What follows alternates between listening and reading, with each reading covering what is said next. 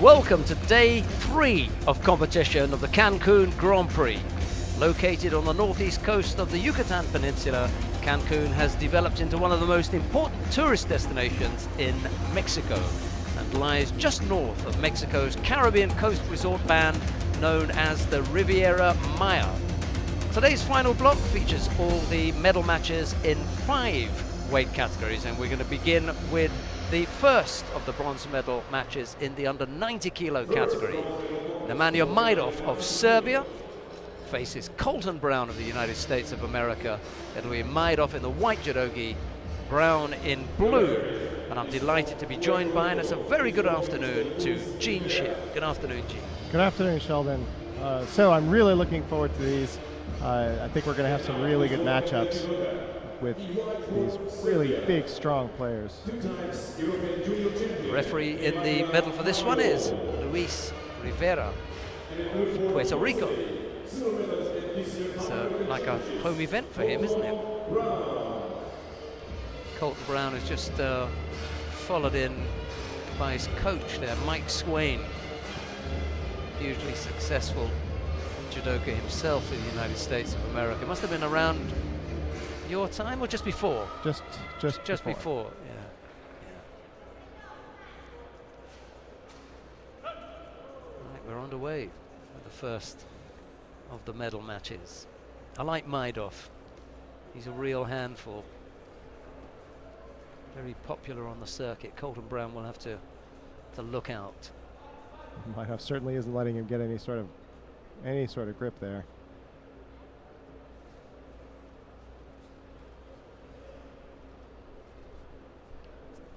Mike Swain was telling me that, no, it's L.A. Smith that comes from the same kind of background, the same club in New Jersey or somewhere that he trained at originally, same coach. Oh, nice. Oh, really nice Uchimata Sukash. Colton Brown came in for a really strong Uchimata, but Majdov anticipated and did what's called an Uchimata Sukash, where the leg comes flying up past and you drive your opponent over with your hands, and for a Wazari, wasn't quite able to complete the rotation for a full ippon. Yeah, Brown committed to that technique, fully committed to that technique, and once he missed, and there's the other one that we're talking about. Right, and here's another Wazari, I think, yes. And immediately you were getting a Majdov's a handful. Holy moly. He is all over Brown. Gonna roll him here with this, I don't even know what to call that. Yeah, well, it's a modified Kataguruma, isn't it? But he's not bringing that, well, I don't think so. He's turning laterally instead of bringing him vertically over. It's a very different turn. It is. The finish is different. And I think if you drop one hand from there and bring it to the leg, you get that feeling. Yeah. That's the only reason I stick with that as the foundation for that technique. That would be another one. Oh, looks like something might have. Ouch. Owies are part of the game. Another one to ask here. The panel in. I'm lining them up for when we go to Tokyo for the Grand Slam at the end of the year. Don't let me know. Okay, so Brown's got a little catching up to do, but Majdov has set a furious pace. Several excellent, solid attacks after Brown's initial. Yeah. Brown came out of the gate with that Uchimata. It was Brown who launched the attacks. That's slightly different, isn't it? That's that roll. That's more the Koreans love that. Yeah. The closest thing I could think of to call that is something I actually learned through wrestling, and it was an adaptation of what some wrestlers thought judo players were doing, and they called it a sato. A sato. Where you grab and you turn laterally on your own axis. And it was something that was good in freestyle wrestling because all you have to do is expose the back for a point. That kind of turn that Maidov tried there. Choi Min-ho of the Republic of Korea became very adept at that. The Olympic champion at under 60 kilos. So that's something you see from Beijing. Somebody does something, another person really likes it, and they pick it up, and it starts spreading through this element of the judo community. We've seen a lot of throws that are done at all levels, all weight classes. This kataguruma variant, the really low ouchi and kouchi-gari attacks that have been coming in. Into the last minute now. Brown trying to get a really strong overhand grip. Maidov has slowed down a bit. He's not launching those big attacks anymore, but you know, as long as he keeps in the play, he doesn't really have to. He's ahead with 2 wazaris. Oh, nice! There, that was getting into that kataguruma variant clearly, but enough to keep an attack going, a threat, but Brown shut it down immediately. 32 seconds left. Maidov clearly playing a waiting game. Nice. But then launching enough of attack to to reset the clock on, okay, has he attacked recently?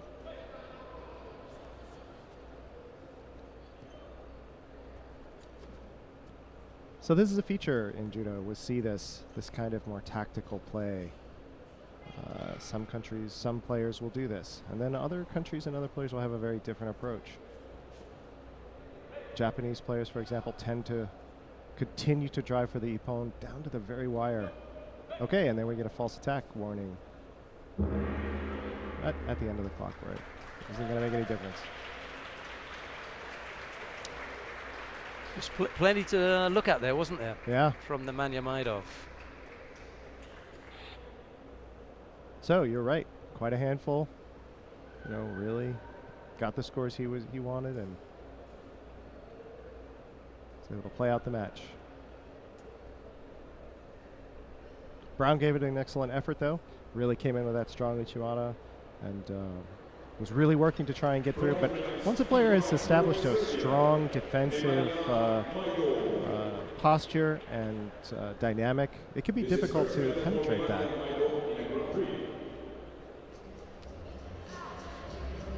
He's happy.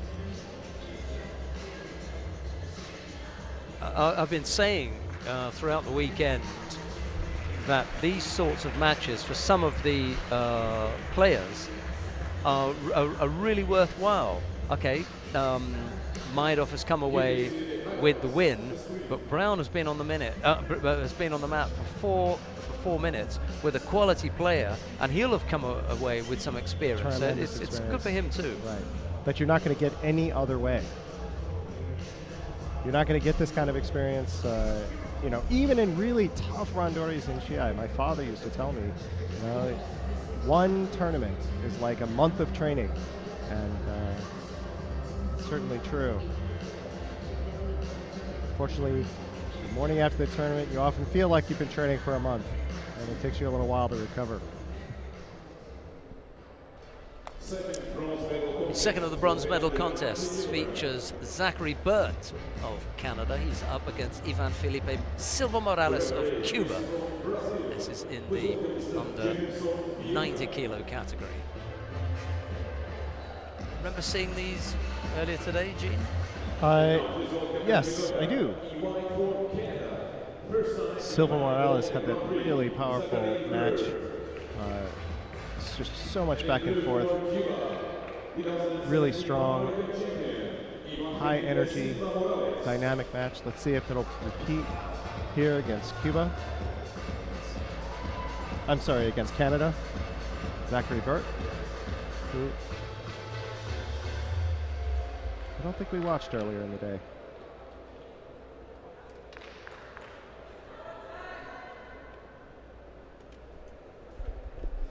Well, if we haven't seen him earlier on today, we've got a chance now. We're watching his his colleague from Canada. Deschênes. Deschênes. We checked it with Sasha Mehmedovic. Bert said it was, because I spoke to him in the warm-up here, and he said, I think it's Deschênes, but but he's from Saskatchewan or somewhere. Different So part of Canada. yeah, Not a Quebecois. and exactly. And Sasha Mehmedovic quickly corrected him and said, it's Deschênes. Deschênes. Okay. I think Sasha is in Montreal. That's where they've got their training center. So, as we've seen so often throughout the tournament, the strong Kenkayotsu position, both players have a strong, cuff grip on the right hand.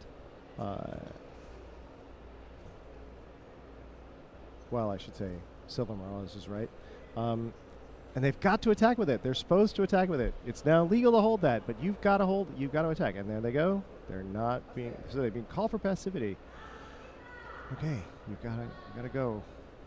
Jefferson Vieira of Brazil is the referee in the middle. He just wants to see a bit more action. Okay, a different grip strategy. Both coming in for strong torso grips.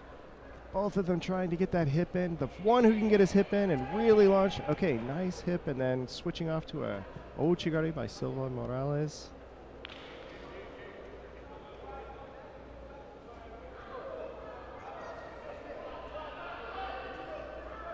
Not able to really get it going though, but they've both established that they're willing to play on the inside. So they're going back to their original strategy now in this third exchange of the match. Bert trying to get his leg in there. I think he's gonna look for Uchimata. There he goes. Yep, but doesn't quite bring it around. Wasn't a bad little effort, was it? Wasn't bad. It got him. Shook him up. Now going for the turn. Sort of front head. You know when you have experienced coaches when their cauliflower ear is worse than yours. Sasha's got quite an ear there, yeah. And of course you know the coach's name. Well, he's been up here a couple of times. Yeah. We were trying to persuade him to join our team. Silva fingers inside that gi. It kind of looks like it. Oh! Some Ashiwaza exchanges resulting in Bert going for that Uchimata again, but Silva Morales just stepping around but not getting that Uchimata Sukash, which is really gorgeous. Taking that one of the most powerful leg throws in judo, and if not the most powerful leg throw in judo, and then converting it to a hand throw of your own.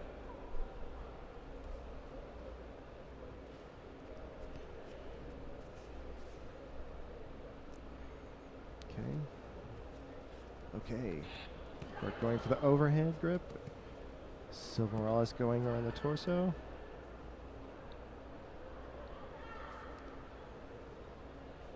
See how Silva Morales and gradually working his grip on the inside. It's a pity that Bert has picked up the 2 penalties. Just makes him that little bit more nervous, I think. Seems to be on edge here.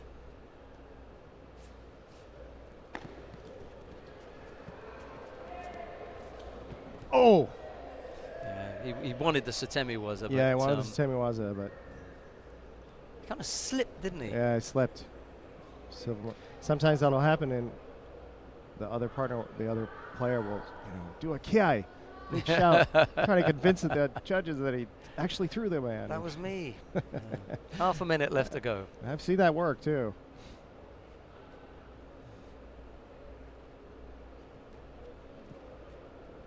Couple of foot taps, not really nothing really, doing anything. Yeah, I'm still here. I think Silva Morales is going to look for a lift where he is with his left arm. He's going to try and pop his hip in there. Yep. Nope. Not able to do it. 7 seconds left. Probably going to go golden score. Probably play a very conservative little exchange here. Yep. Can't get much more conservative than that.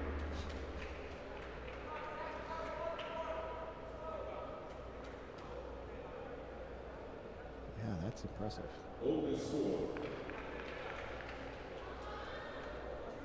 Golden score.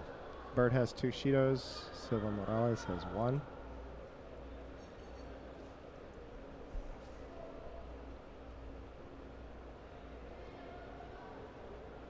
Again, this primary pattern that they've established is Kinkayotsu. Bert taking the right hand grip. Silva Morales taking the left. Bert's on the inside. Just gives him a little bit more entry. But Silva Morales is really good at getting his own hip in there.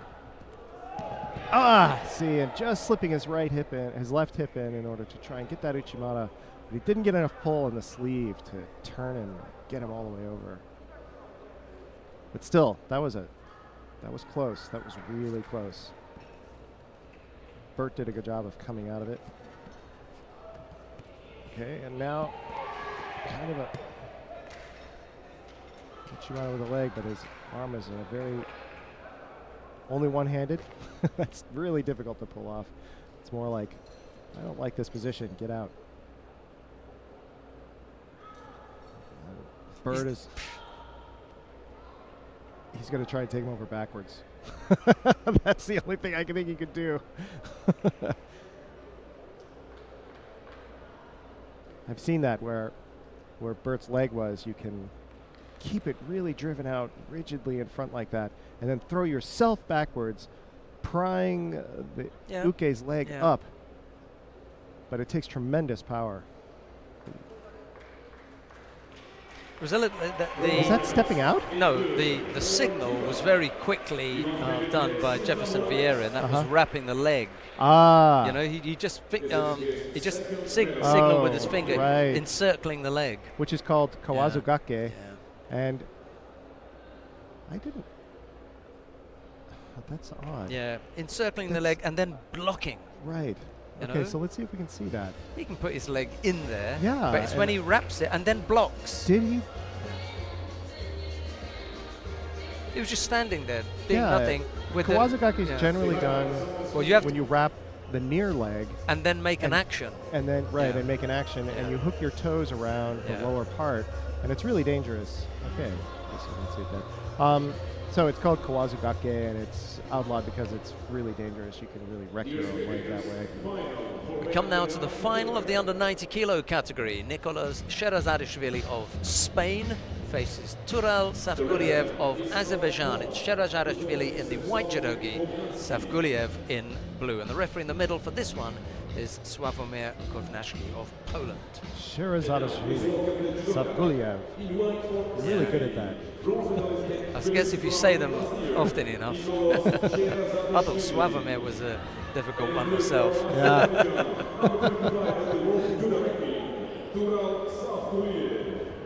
Here comes Safguliev from Azerbaijan. Sherazadishvili. Nicolas from Spain. Good Spanish name. How tall he is. Yeah, really tall. Got nice judo. Yeah, really good throwing skills. And he attacks up, down, in the middle. He doesn't let his height stand in the way of techniques that he wants to get. Both men trying to get a little hip throw in there, kind of a hip attack, sort of feeling each other out.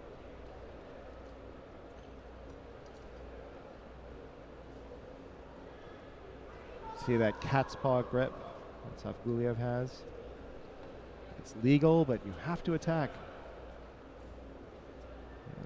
It's not really attacking.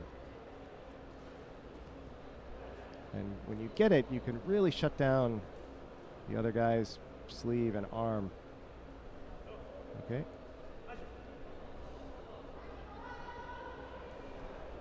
Stepping up. Yep. So Sherazadishvili got called for stepping up. Reaching way over. And Safguliev doing a good job of, responding to that strong overhand grip by immediately doing some quick hip attacks, threatening the position, and making Sherazadishvili respond to those instead of getting his own attacks going. That was just way too powerful position for Safguliev to tolerate.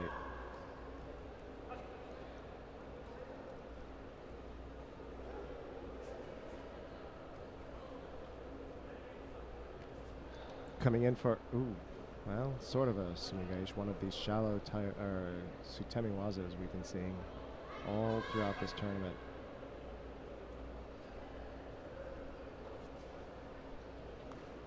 Ooh. Nice! He was quickly onto that. Yeah.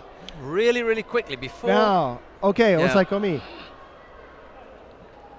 Now they're not calling it because control was not clear. Go ahead. Sorry, before Sherazadashvili could get involved in the technique, Safguliev felt that and he came up. And he came with through. The counter, yeah. And he was able to put his hand down and regain enough control. Okay, but they gave it to Safguliev. All right. They gave the Wazari to Safguliev.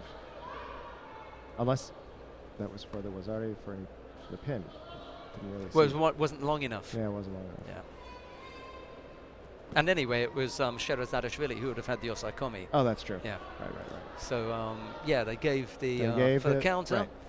Two. Gave a score. Nicely balanced now. No, they gave Safguliev the Wazari for the throw.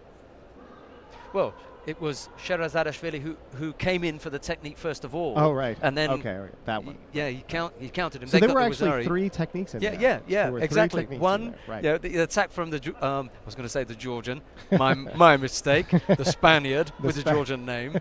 The counter from Safguliev, which was so quick it almost looked as though he'd initiated it, but he did come under attack from Sherazadashvili at first. But he went down. And Sherazadashvili was quickly into the Osaikomi, but it wasn't long enough for the hold. And now we're back with a minute and a half to go. Whew.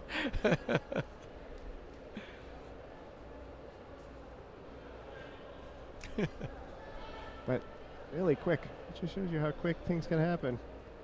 Yep. Stepping out. Now, Safguliev has 2. Shiros.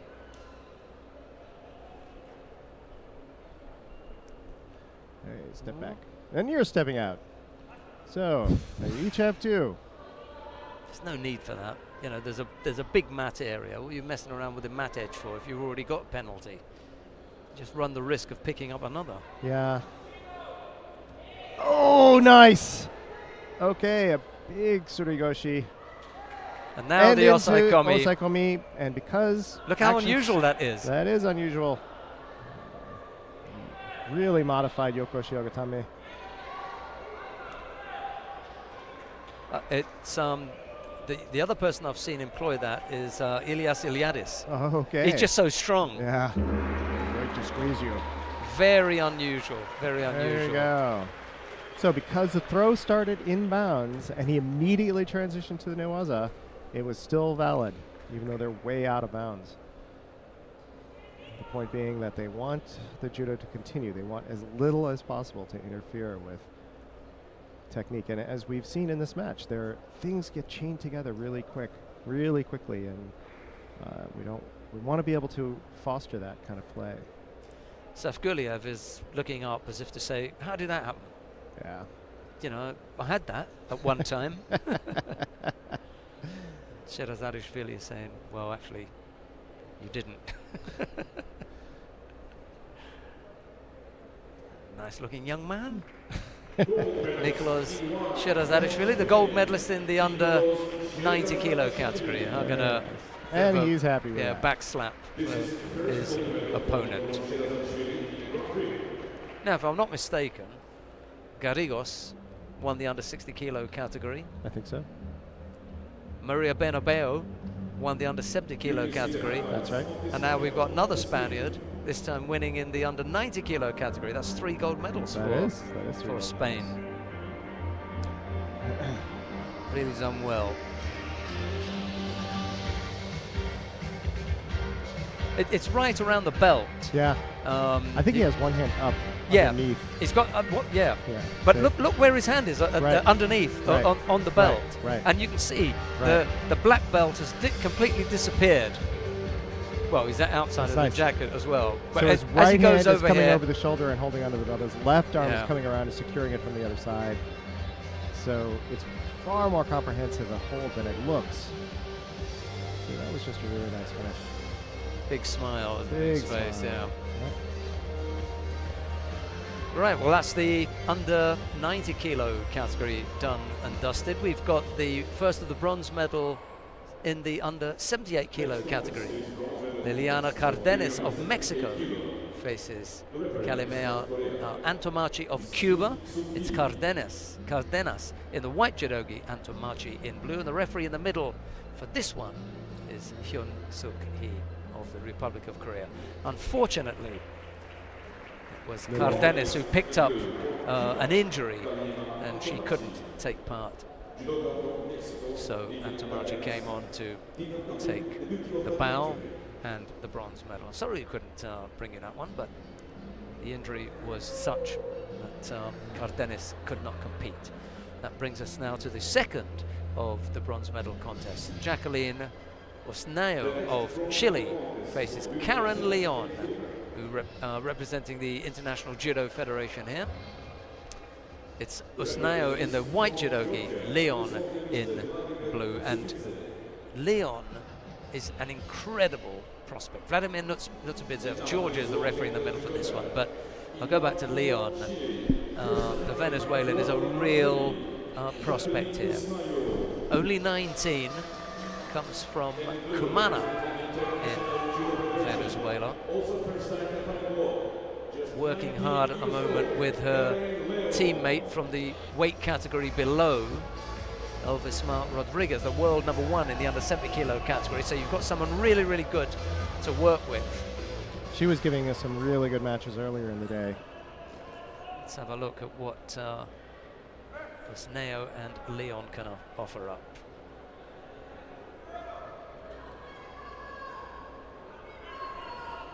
Ooh, nice grip. Yeah. From Osnayo right Locking away. on right down. Yeah. Put some pressure on. Yeah, he's just wandered off. Oh, yes, nice. Keep going, keep going. I'm not going over.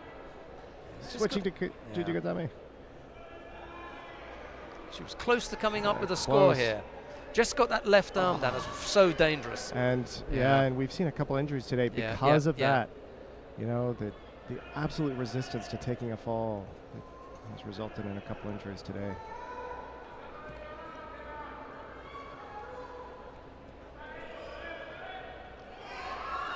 Okay. Leon setting up the kind of really blistering pace we've seen earlier matches. Here's Niall responding. Point for point.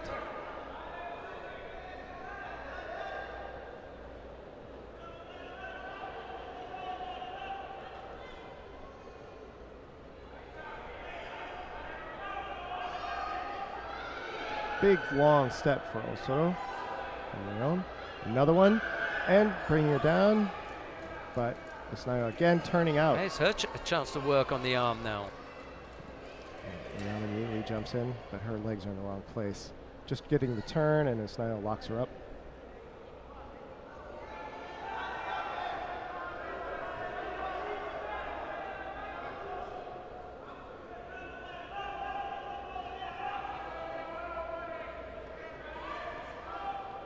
Osnayo working to counter some of Leon's height by getting a high grip and pulling her down.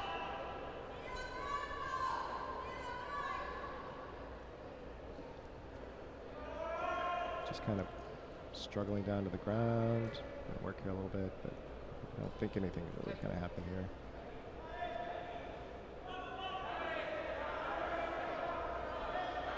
Osnayo has an interesting stance. She has her hands really up high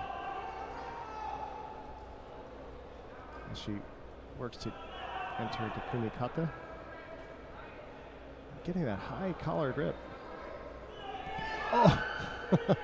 But it's giving Leon this chance to do what we talked about earlier, this makikomi kind of finish. She's very, very strong. Very strong, and she's taking a risk. But so far, she hasn't been thrown with it. Minute 40 left to go. It's a little surprising that, okay, it was Saikomi for Usnaya, but Leon immediately breaks and it. now it's her now turn. right. And now we'll see the strength. Brilliant. And now she's got Kesegatame. Scarf hold. Right side Kesegatame. And Usnaya's really stuck. It's really difficult to create the space. She's got to bridge really hard. You've got to bridge into your opponent and really create space. She just wasn't able to get that going. So, Leon wins with a really strong Newaze exchange. Begun by Usnayo, but finished by Leon. She can celebrate. Leon can celebrate rightly. She has no ranking list. She's not on the IGF World Ranking list. The first outing for her at this level, and she ends up with a bronze medal. Admittedly, it's not the biggest or the strongest field. Nobody is going to question that in the future. This is going to go down as her first ever IGF Judo World Tour medal. Congratulations to her. Congratulations. Well done. This is first medal for Karen Leon in a Grand Prix. She certainly went in and went to work. You can see the highlights on the screen.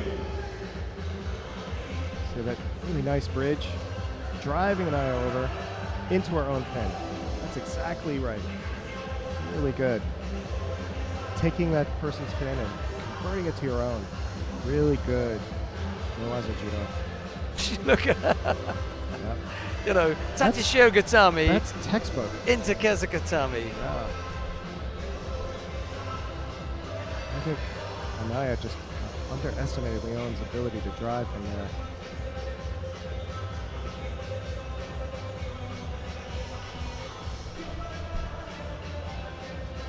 Great smile.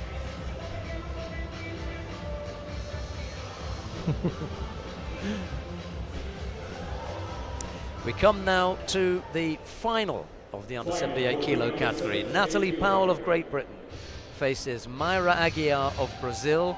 It's Powell in the white judogi, Aguiar in blue, and the referee in the middle for this one is Everardo Garcia of Mexico. Ranked number 6 in the world, Natalie Powell, up against Mayra Aguiar, number 19, but I wouldn't read too much into the seedings at the moment, simply because you're looking at the double Olympic bronze medalist there and former world champion, Mayra Aguiar. So, albeit that she's ranked a few places below Natalie Powell, Powell has been competing a lot more regularly on the international circuit, and with some degree of success as well. Fighter from Wales, about to do battle with one of the top fighters in the world in the under 78 kilo category. And she just has that really strong stance that, again, just I wonder if she and Phil Moser ever trained together. It's very similar, except it would be the other side, the other foot. So Aguiar coming in and establishing the interior grip to begin with. She's got to move. She's doing a great job of establishing where she wants to be, but she's not doing anything with it. She's going to get called. Yep. So she was called for shutting down Powell's sleeve.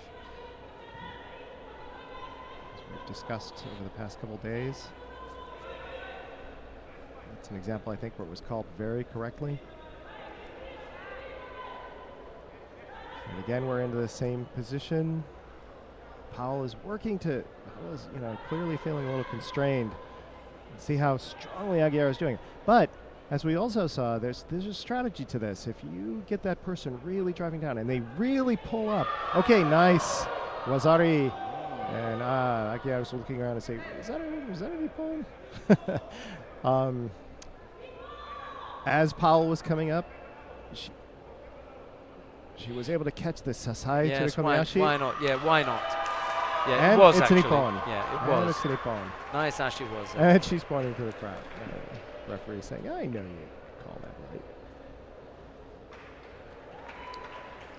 So clearly a strategic move where she's shutting that sleeve down, making Powell come up. And where we saw before, I think it was Turner who used it to enter into a really deep Sewanage. Here we saw it become a Sasai Tsurukomiyashi. Perhaps he's going to, no, more Sasai. It's below the knee. Yeah. A foot prop. Block that forward foot, and then you drive them around, and they, because they can't advance their foot, they fall through. Brings her right over to her back. Right to her back. There you go. Nice. A big, big Kiai selling this throw. It's like, look at this. Yep. All right. Right, we've got the awarding ceremony for the men in the under 90 kilo category coming up now.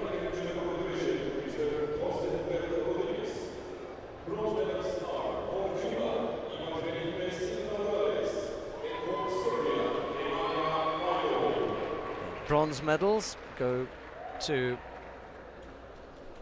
Ivan Felipe Silva Morales of Cuba and to Nemanja Majdov of Serbia. The silver medal goes to Raul Safguliev of Azerbaijan.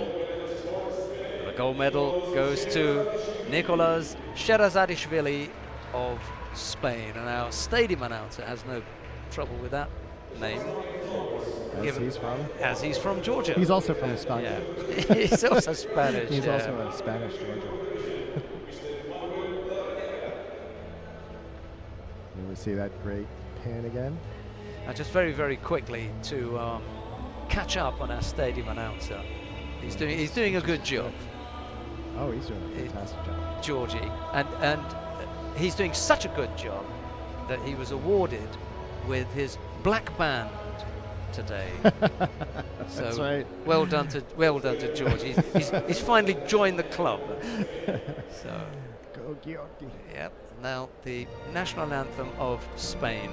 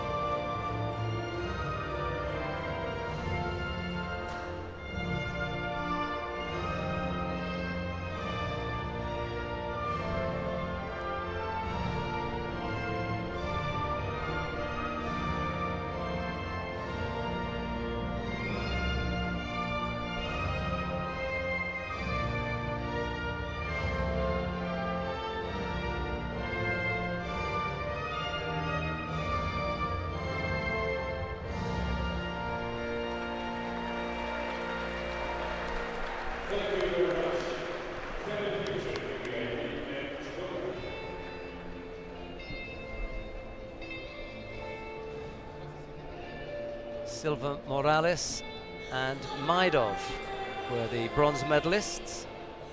Safguliev took the silver medal and the gold went to Sherazadishvili. There you go.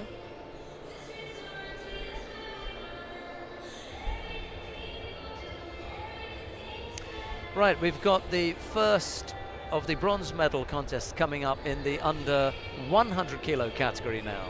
Andy Granda of Cuba faces Luciano Correa of Brazil. It's Granda in the white judogi, Correa in blue. And the referee in the middle for this one, I believe, is Luis Rivera.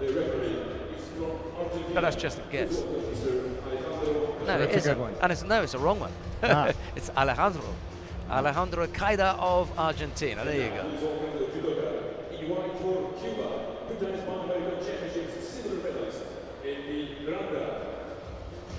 And in blue for Brazil, the former world champion, Luciano Correa.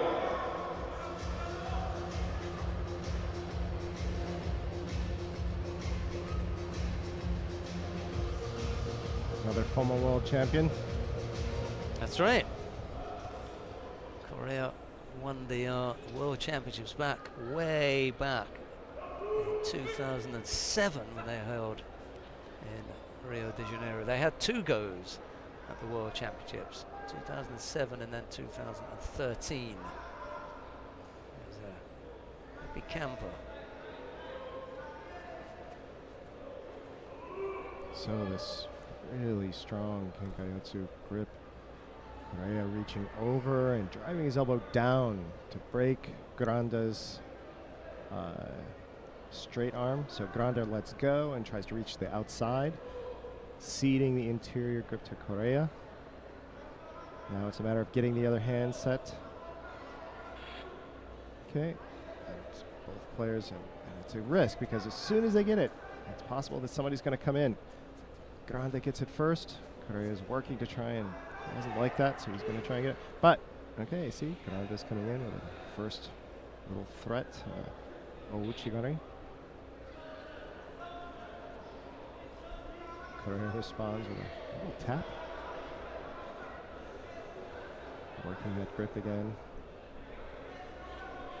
Okay, both players are probably going to get called here. Sepidi just, okay. Gave it to Correa because he had the superior grip and he really wasn't driving it. Oh, but Granda's getting it too. Commission may have said, yep, both guys. That's probably a good call. Okay. First big entry of the match. Granda coming in and taking advantage of Correa's big step to try and, oops, looks like he might have caught his finger or something. As we've mentioned before, or his wrist. Looks like his wrist. He's a strong guy. shake that off. Shake off. Yeah. It's just the little bones in your wrist.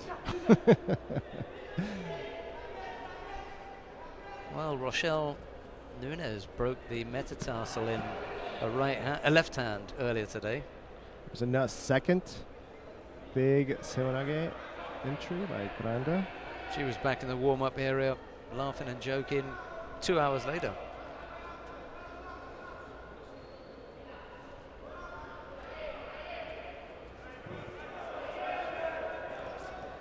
I'm sure these guys are really delicate. You have to give them a little leeway.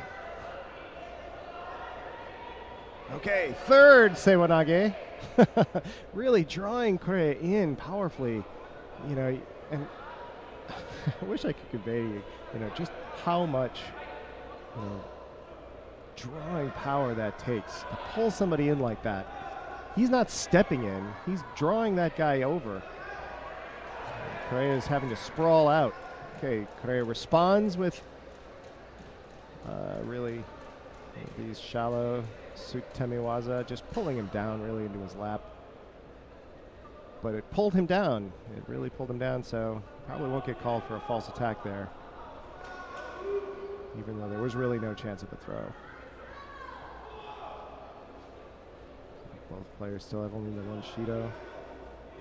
1:23 left of the match already. It's gone by fast because they're both working hard. They've really switched up. Granda is no longer trying to get his own strong grip around the torso. But Correa is really leaning on that Granda's left sleeve, and he's got to do something with it. You cannot just shut it down. He's really shutting it down. Oh! We just missed the footwork there. Yeah, there was some footwork in there. Yeah, as the camera switched. Yeah, that's okay. We'll get it in the replay. It looked as though Correa was in action. Yeah. It looked as though Correa was in action and slipped. Right. But the slip was actually his feet being swept from underneath him. We'll get that in the replay. That's okay. Andy Granda coming up with a bit of a shock there. And against the former world champion. Yeah. Well, it just goes to show. He's still in great shape. Yeah. Correa. I mean, 7 years ago he was. Well, no, 7, 8, 9, 10 years ago. 10 years ago. 10 years ago. Really nice. So get that in the replay. But one thing to note here is that even though he had a really powerful throw, he did the right thing and go right into Newaza and locked up a pin, a really strong pin. Which Good for him. Which is really important. You cannot assume. Let's take a look at the highlights from this one.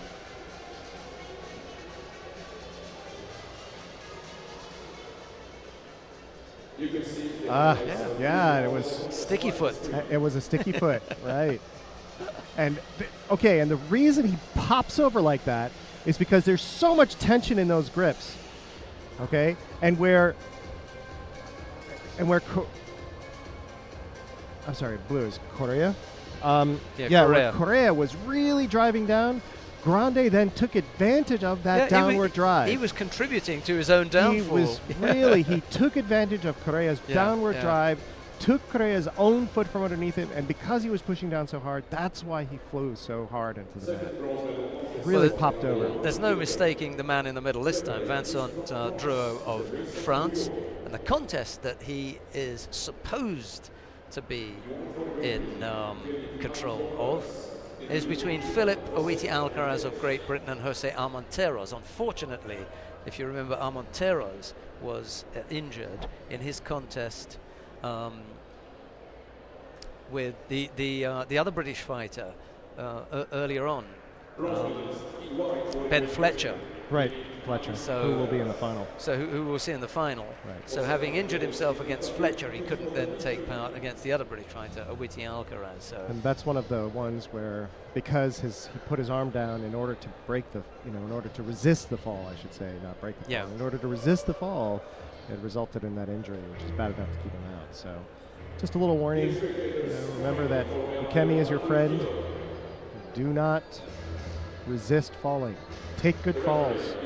So that brings us now to the final of the under 100 kilo category. Benjamin Fletcher, to give him his full name, of Great Britain faces Peter Palchik of Israel. It's Fletcher in the white judogi, Palchik in blue. 28 against 27. In world ranking. In world ranking, yeah. Not age. What are they, about 25, something like that? I'm not sure, actually. The referee for this one, your friend, Sharon Landstreet. Your friend and mine.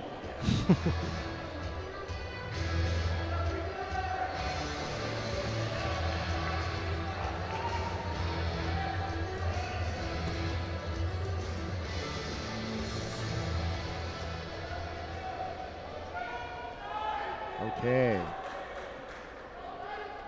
100 kilos.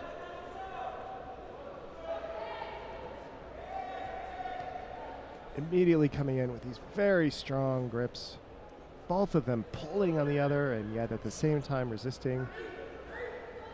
There's just enormous tension generated immediately. And the slightest thing is going to bring it off.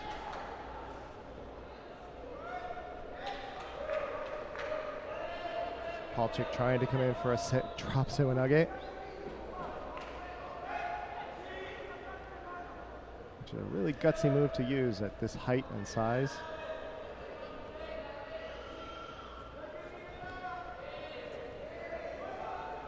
Palchik coming over for a big power grip. Fletcher's having none of that.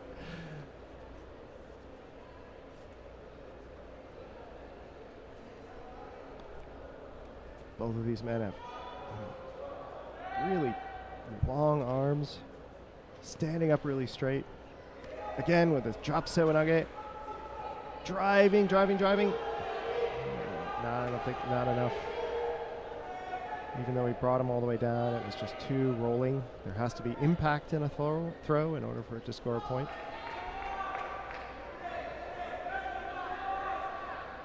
So he's driving and Fletcher's able to slow it down enough so that it's just rolling over.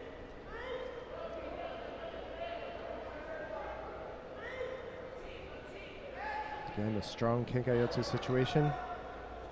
Fletcher taking the right, Palchik taking the left. Both of them trying to get the other hand set while generating all this tension with the over and trying for Sumigash, but not able to get the generator turn. Palchik keeping his hips way out so that couldn't quite get flipped. Palchik has this very strong left. He reaches in with that left really hard. And he's quick enough that he's establishing his grip, and another player might be able to capitalize on that. Really huge reach. Okay. Another good effort, yeah. And again, here's an example of a real power application of a throw where it's not so much about timing. It's definitely not about timing, but it's about getting into position and driving somebody over. Here's that cut the Gruma variant. Almost came up. Almost. That would have been powerful. Oh, yeah. Sitting into it and driving his head into that near armpit. Uh-oh. Did he touch the leg? I thought he might have been driving against the leg. Nope. No call. Oh, somebody got a Shido for something. Fletcher already had one. He had one before that. Ah. Yeah. What was it for? I didn't notice. I can't remember, but he did have it before he went in for that. Okay. Finely balanced contest here. Yeah. Just a little stiff arm with that. Yeah, Palchik's got... He's definitely got both of those things in there. Uchimata! Nice, Uchimata! Oh, just missed out. But Palchik turns out to the right. Good effort. Landing on his face. Willing to take it on the face in order to not take the fall. Fletcher launched a nice attack That was good. Yeah. He was driving.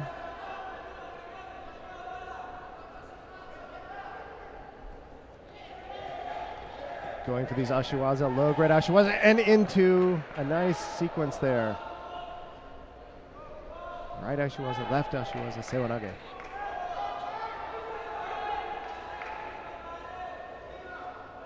Oh, wait. Okay, now you can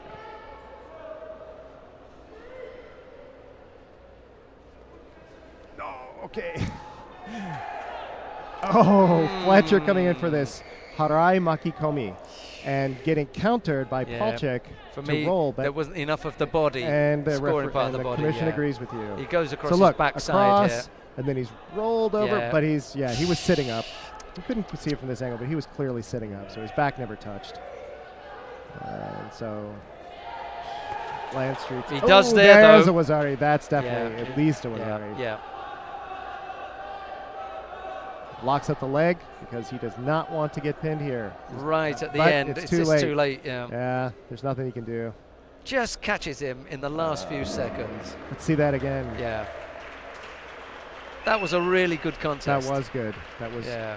Backward and forward. What I love about this weight class. So much power being generated. And a variety of applications from these power driving techniques to really quick technical applications. Really nice. You know, so if you ever get a chance to play somebody like this, if you're, you know, just to feel it.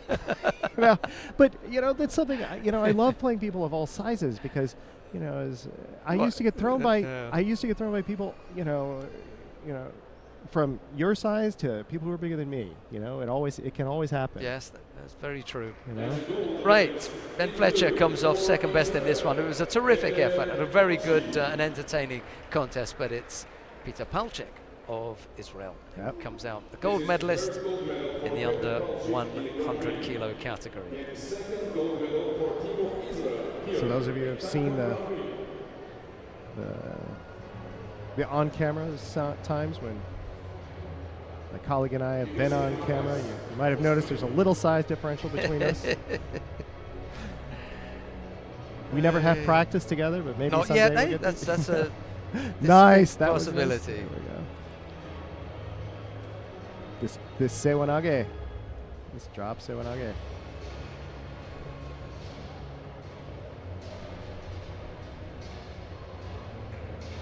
And it's tight enough so that even though it wasn't very, you know, he wasn't quite getting his full rotation, it was enough to drive Fletcher off his knee to the side with real force.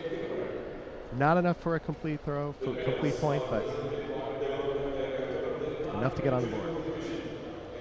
Right, we've got the awarding ceremony for the women in the under 78 kilo category. Let's take a look and see where they went. Well, I'm absolutely delighted. I'm not going to hide it. Absolutely delighted for Karen Leon. She's delighted too. Ever IJF Grand Prix medal. She takes a bronze medal there. And the second of the bronze medals go to Caliema Antomachi of Cuba. Silver medal goes to Natalie Powell of Great Britain. But the gold medal goes to Mayra Aguiar of Brazil.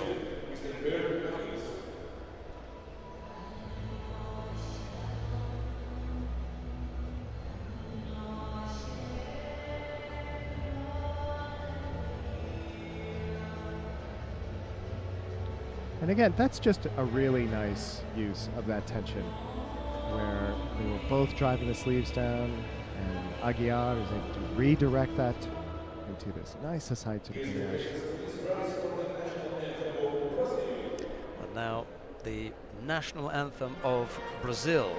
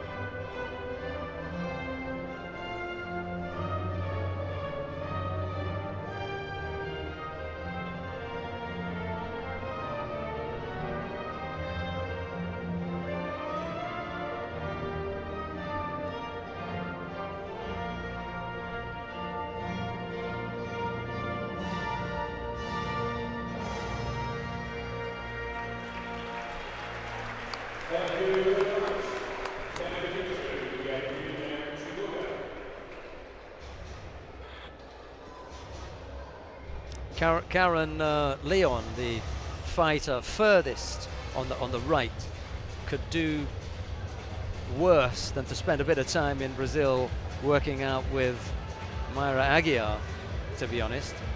And she was leading them off, was Karen Leon, because she doesn't realize that they need a picture just of the four of them.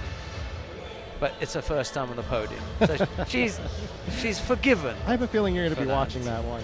That's a real talent, absolute talent in the making there. I agree, clearly. Right, the contest coming up now is the first of the bronze medal contest in the plus 78 kilo category. Unfortunately, we already mentioned Rochelle Nunes having picked up an injury, so Sarah Adlington of Great Britain steps up to take that that bronze medal. Sorry that we weren't able to bring you that contest, but there you are, an injury to Rochelle Nunes has put paid to that. That brings us swiftly now to the second of the bronze medal contests. And this is an interesting one. I don't know if you still have the relative weights there. I know you had the papers earlier on. Anna Maria Valencic of Slovenia, having moved up from the under 78 kilo category, faces Nina Kutra-Kelly of the United States of America. It's Valencic in the white judogi, Kutra-Kelly in blue, and the referee in the middle for this one is Okada Hirotaka. Have you got the weights Yes, there? I do. And while this isn't as dramatic a differential as it was in the first match between Valencic and Williams, it is still very significant. Valencic is giving up basically 22 kilos.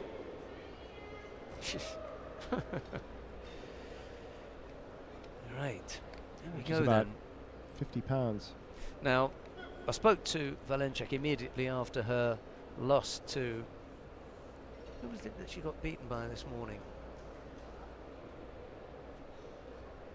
She stuck around for too long anyway and got thrown. I said, don't stand still, whatever you do with the heavyweights.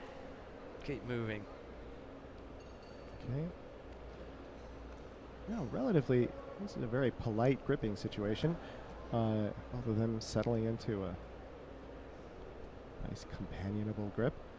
Kuchar-Kelly taking advantage of the Valencic going down and trying to work into an Newaza position, turning her, but Valencic pretty quickly responding and converting to her own attack.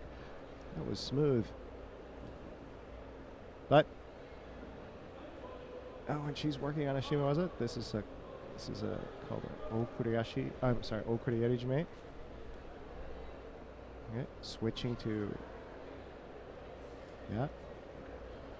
And she's really working it. She's got that right hand on that collar. The right foot is still trapped, quite deep as well. But with Shimawaza, it doesn't matter. Enough, yeah.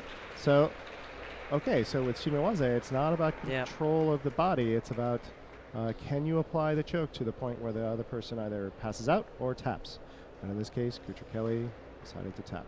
So in her first outing at plus 78 kilos, she picks up a bronze medal in an IJF Grand Prix. That's not a bad Not start, bad at is all. it? And it says a lot about her. It says a lot about her ability and a lot about judo, where, okay, even though you're facing an uphill differential, you could really pull out a victory. There's the choke's already on there, just beginning to squeeze now. Yeah, it was good. And so originally it was Okuriarijime, but here it's a Kata Dehejime variant. Nicely done.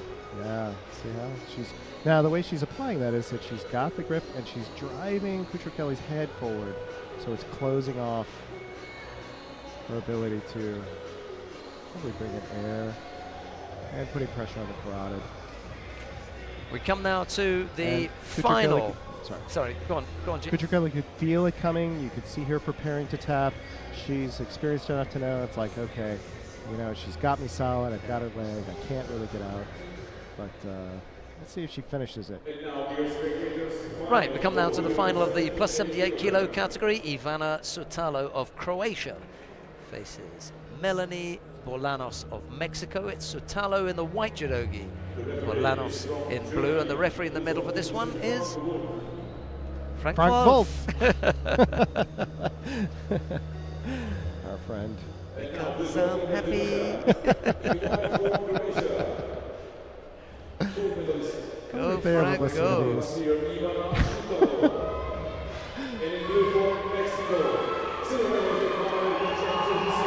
Well, what a thing it would be if Bolanos could win here, especially because we saw Vanessa Zambotti earlier, and she went through the retiring of her belt process. Right. It was amazing. Yeah. You know, right in the middle of the tatami and went out there and handed over the belt, and the coach took it over and they bowed to each other. It was a nice thing to see. I hadn't seen that before. It was nice. Good thing. Right, we're underway with the final of the plus 78 kilo category. Here's Jean. So, good strong grips to begin with. Nice driving Sewanage. Look at that. That was an amazing driving, jumping in Sewanage. Just showing you've got athleticism at every weight class. You've got technical execution. You've got this really strong, vigorous drive to get strong grips.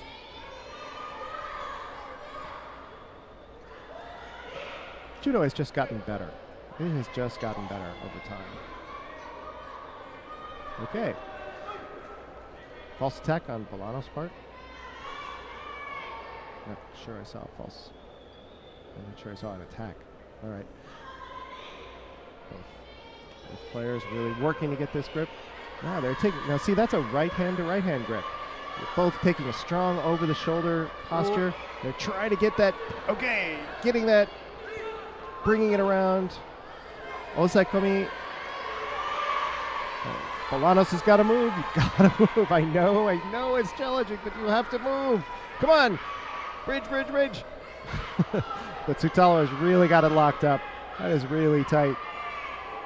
See how she's got not just her arms in the right under the head, but she's using her knees to control the body, bringing them in tight so that Bolanos' left arm is just entirely isolated. Really good.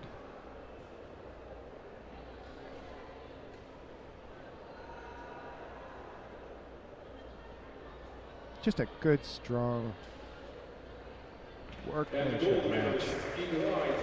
Well, a little bit of work still to be done for Melanie Bolanos. She really didn't threaten Tsutalo there, but Tsutalo's got that much more experience as a heavyweight. Yeah, she's clearly. And she used it to her advantage there. So even though her hip never really came all the way in, I'd call that more of a Surigoshi kind of motion. Yeah.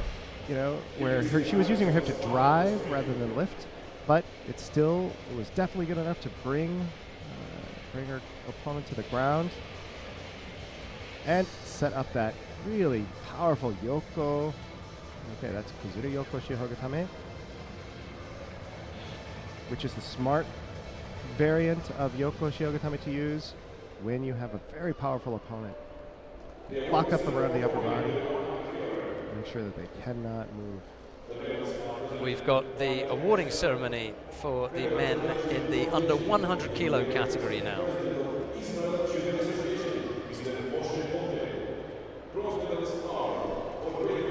The bronze medals go to Philip Awiti Alcaraz of Great Britain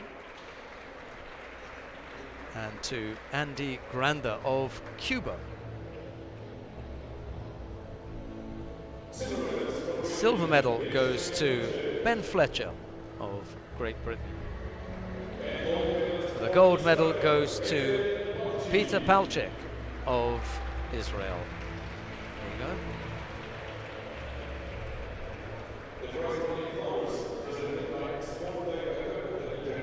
There's that nice driving drop Sewanage. Gets into position, just drives him over for that Wazari. So he lands on his side first.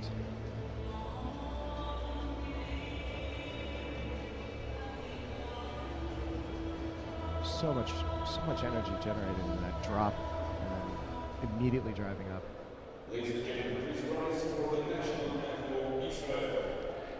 And now the national anthem of Israel.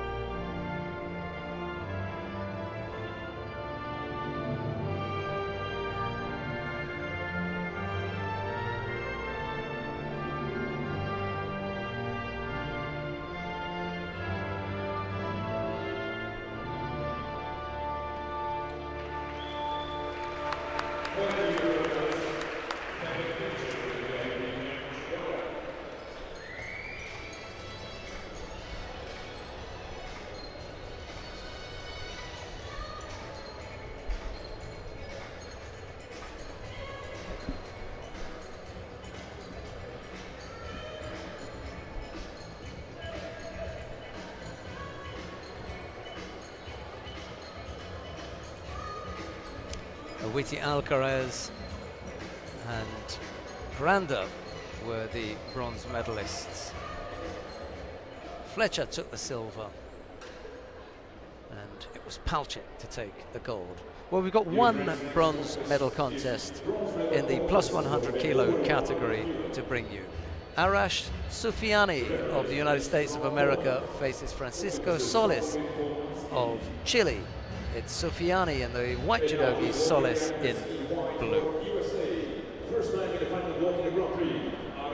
We have Slavomir Kovnacki from Poland in control of this match.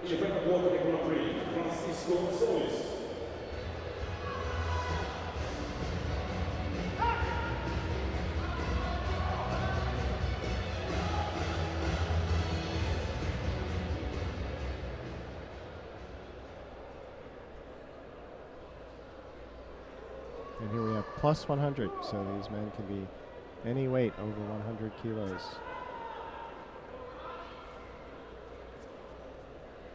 Immediately taking a strong left-handed grip, Soufiane. But taking a right-handed stance. He's going to try and use that lapel to really pull his uke in. Oops. Soufiane accidentally jabbing Solis in the face. He was reaching and his arm got driven up. I think we're going to see some makikomi from Soufiane. But Solis has now got the inside. Ooh, Soufiane trying for an Uchimata. But Solis maintaining a very upright posture and refusing to be drawn in.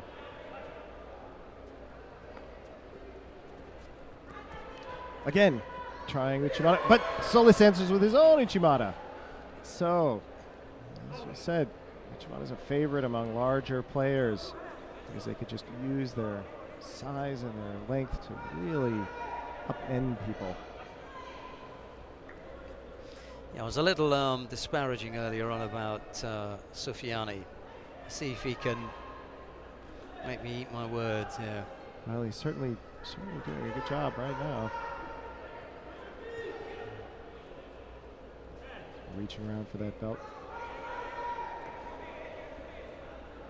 Stepping out on Soufiane.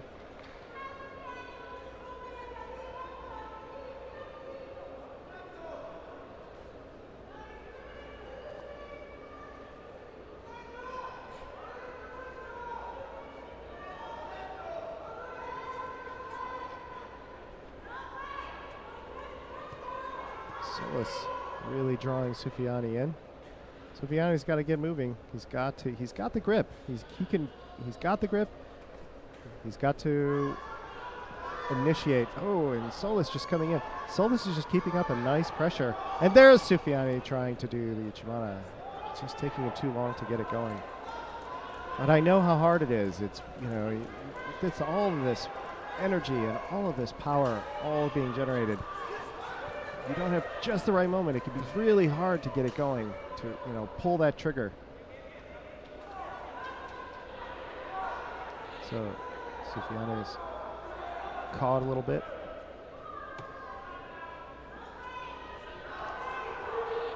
So Solis really driving that Uchimata, but not able to get that rotation in the upper body and really taking Soufiane off his balance. That was close though. Yeah, good. Soufiane has now a second Shido, this time for non-combativity. I think your earlier observation was probably fair. That experience is something that this is where you're gaining the experience, and when you haven't quite got it yet, got to find somewhere to pick it up. And this is where you pick it up. Yeah, this is exactly where you pick it up. You begin to learn that, really, there's really nothing to be afraid of. There's nothing to lose. You better come in and get it. And there he seems to be deciding, all right, might as well throw. That's it. Okay, he's tapping in. And then he drives in. Okay.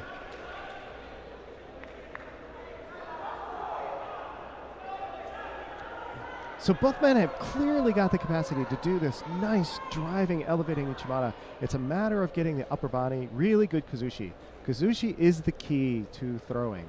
Without good off balance and breaking that person's balance, you just don't get the throw. And if he can get it, if he can get it, somebody's going to fly. And when you see heavyweights fly, that's just a glad sight. See, he's got that tight collar. That's one reason why heavyweights like that tight collar, because you can really draw all that mass in on the other side. Solis really trying to drive and show that he's really coming in. I think he's going to try and show that he's more aggressive and more on top of it than Soufiane. Yep.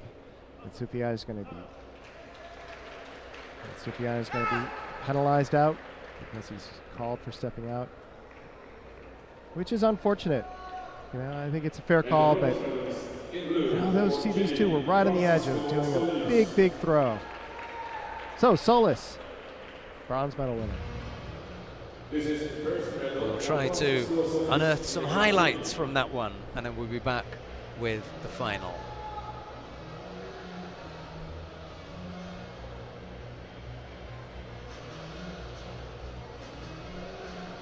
These are the highlights of the screen.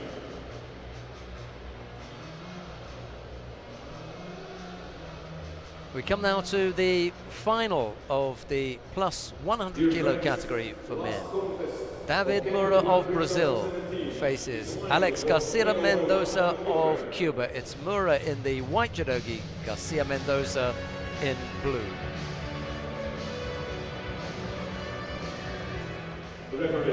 Vincent Drouot is the referee for this one. And now please welcome the athletes. In white for Brazil, gold medalist at the Judo Grand-Prix this year, David Moura. And in blue for Cuba, the current Pan American champion, Alex Garcia Mendoza.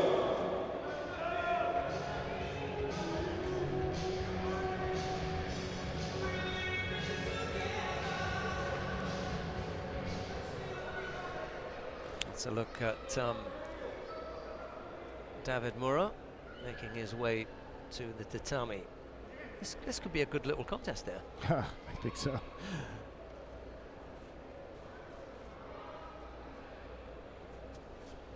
Garcia Mendoza taking a bit more of an active approach, but more very strong posture, very strong stance.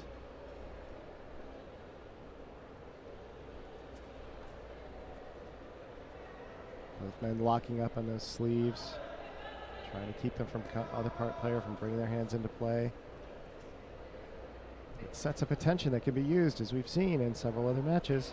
Okay, Garcia Mendoza called for locking him down and not attacking. So as you can see, there's some variation in how that call is applied. See if that evens out over time, as we've discussed over the last couple of days. Makikomi, or thought about it. Couldn't get close to Moura, however. That is a lot to move. How heavy is he? I don't know, is it down here? Yeah, on the men's weight sheet. There should be a men's one there as well. Second penalty picked up by Garcia Mendoza, just inside the 3-minute mark. It's poor work from Garcia Mendoza. Oh, here it is. Moros is 137 kilos, which is 300 pounds. Garcia Mendoza is 133, which is just shy. So we've got 600 pounds out there on the mat. Quarter ton altogether.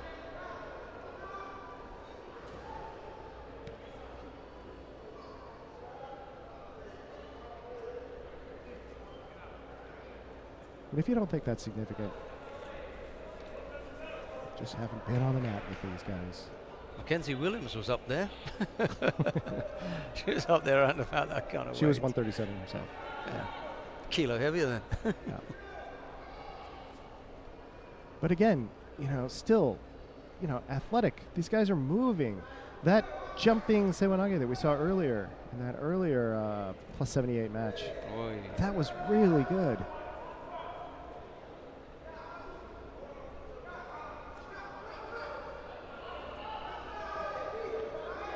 And look at that, driving into this Makikomi. But not able to get enough momentum going to bring Moura over, to overcome that inertia And now Mora really working, establishing. If Garcia Mendoza had given the slightest leeway, Mora would have been prying that arm out. He also ended up with his left leg inside of Mora, so there's nothing to take him over there. Really looking for that Jujigatame.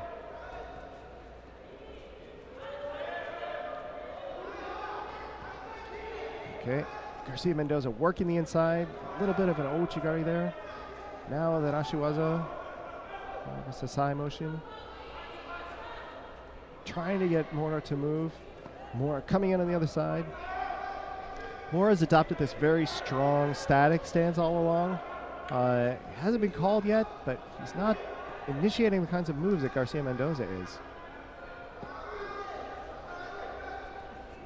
And Garcia Mendoza clearly trying to get Mora to move. Let's see if... Yep. So, Mora called now. 38 seconds left.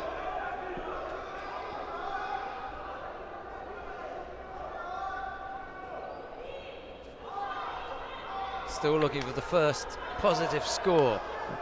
This match is not dragged. Okay.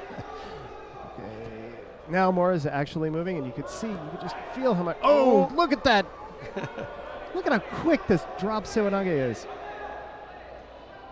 Now he lost his grip, so he couldn't bring Garcia Mendoza around. I think is that a false attack? No. What? Oh, for one of the silliest penalties that you can imagine, just for undoing his gi. Really? Yeah. Oh my goodness. He just, he just pulled his gi up. It was probably mostly out to begin with. Well, he helped it over the belt. So it is illegal to undo your gi unless it is at the referee's discretion, direction. Right. Always been that way, isn't it? Always been that way, and it's a very old rule. And because it has been used in the past as a stalling technique, you undo your gi, you have to tie it. It's a way to, and it's. I remember people using it because they weren't in particularly good shape and they needed the time to catch their breath. That was clearly not the case here. And also now, over the last few years, we have been cutting and changing the specifications for the gi. Right. So we've made it easier to grip. Right.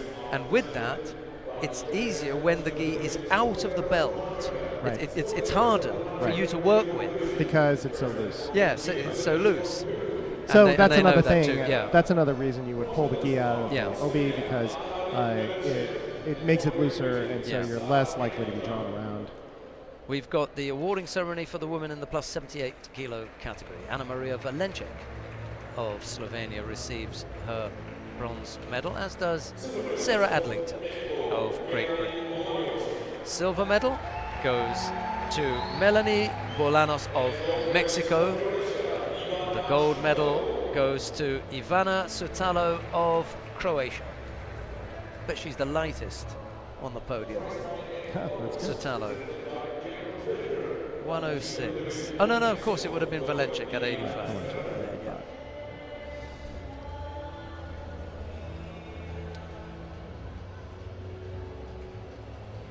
And that really nice Tsurugoshi into Yokoshi Watame.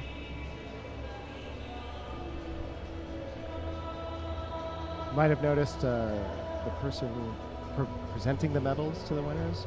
If it looked like he's really tall, it's because that man is 6'6". He is enormous. a big guy, yeah. He really now is. the national anthem of Croatia.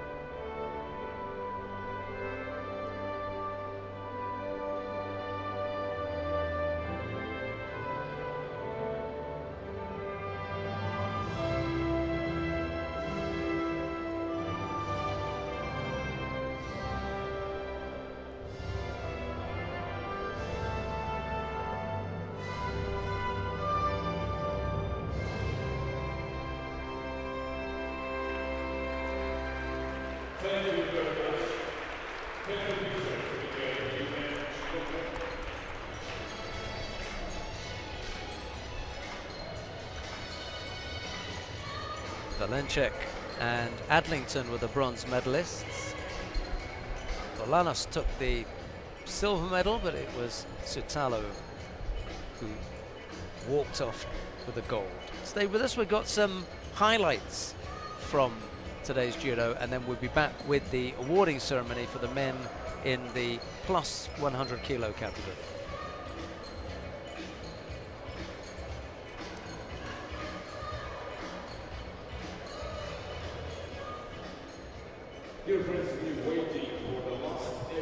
Just great. Probably the best example of Uchimata Sukash in the tournament.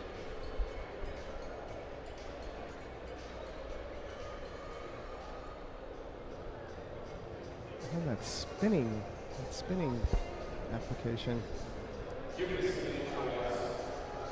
That's really got you, hasn't it? Yeah. You want to nail that I just one. don't know what to call that.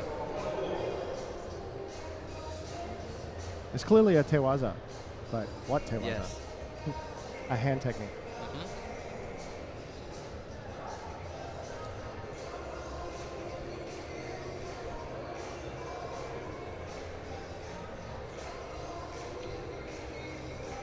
The peculiar thing I think about that particular technique too is that it's very competition oriented. I mean, you're able to bring somebody down to the back, but it's not the kind of throw like this where if you do that fully, you're going to really incapacitate that other person. So it's an interesting technique. Time to tell you that we've got a bit of a break now. We go to Ho Hot in China for the next Grand Prix, and then in July, the rest of July we're pretty free, but we'll be back with more action at the World Championships, which begin on the back end of August. There's the Cadet World Championships. Yeah, I looked, looking at the ones that we broadcast. So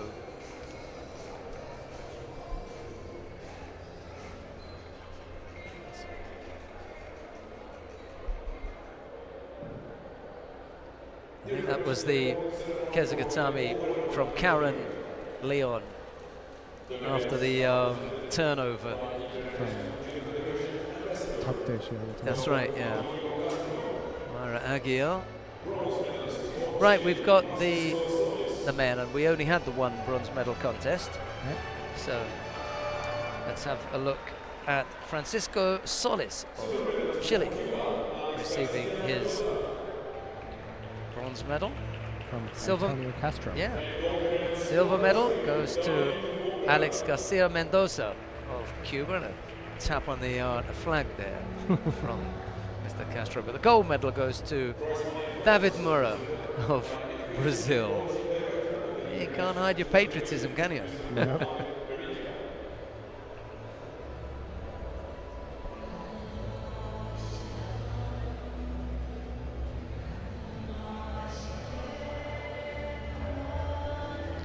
Brazil topped the medal table with 5 gold medals, Spain with 3, Israel with 2, and 1 each for Mexico, the United States of America, Croatia and Argentina.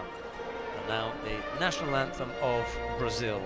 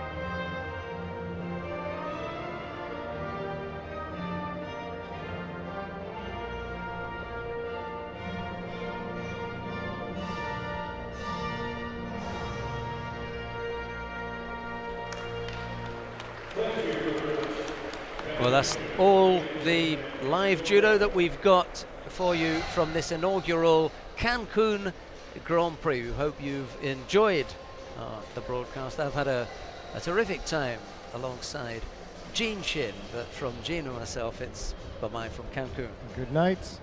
Thank you for having me.